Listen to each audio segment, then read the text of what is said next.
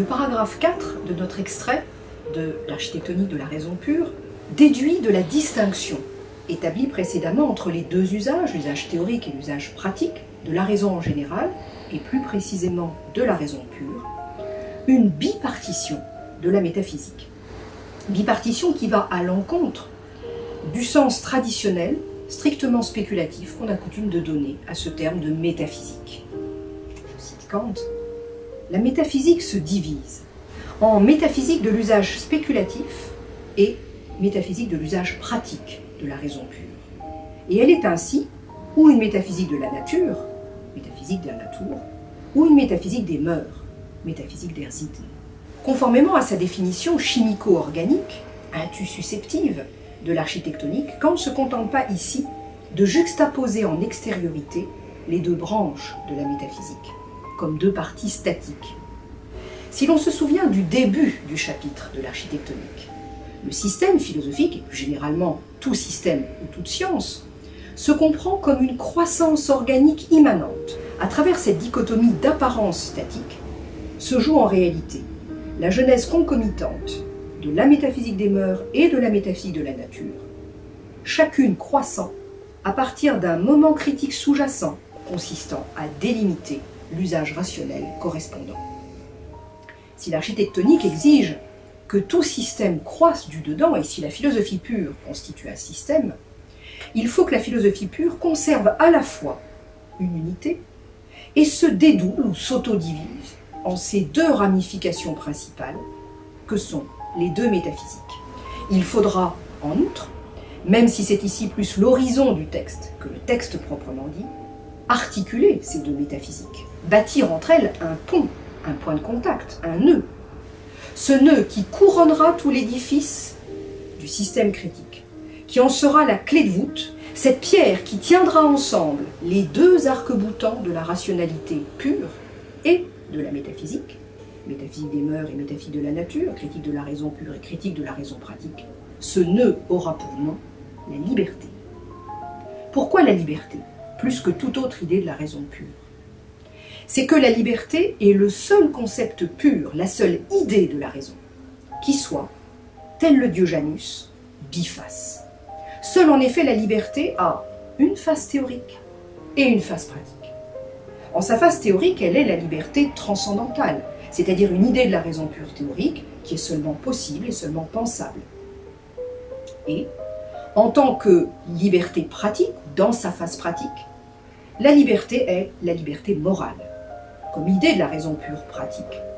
Notre extrait prépare ainsi la critique de la raison pratique, et cette métaphore de la liberté clé de voûte, Schlussstein, de l'ensemble du système de la raison pure.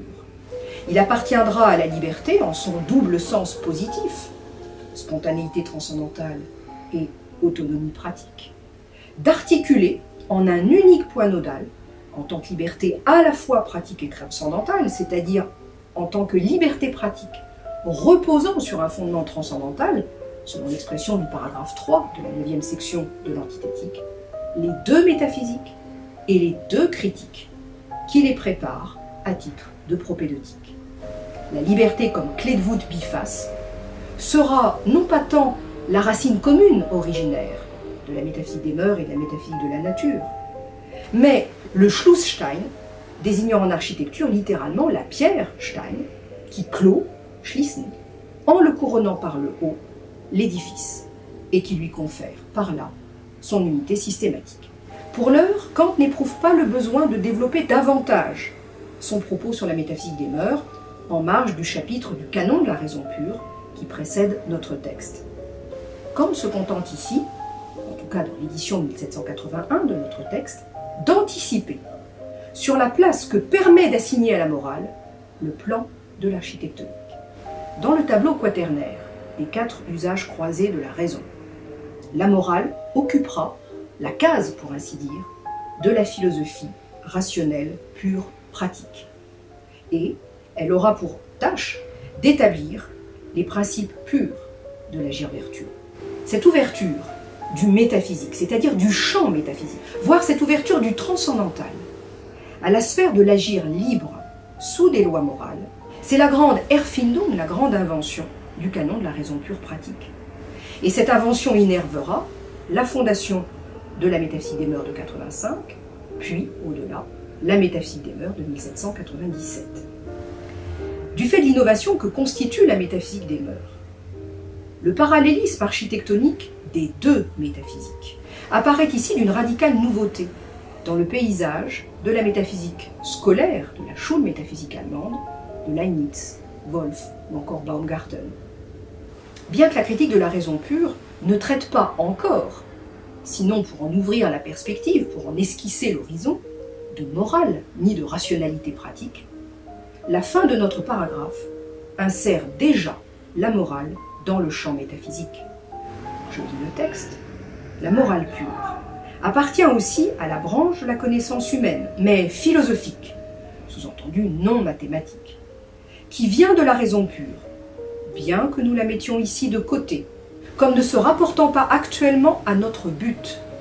Sous-entendu, le but de la critique de la raison pure reste proprement spéculatif. On remarque que la seconde préface, de 1787 à la critique de la raison pure, retombera parfois dans l'ornière du vieux vocabulaire métaphysique, réduisant encore celle-ci à sa dimension traditionnelle, spéculative.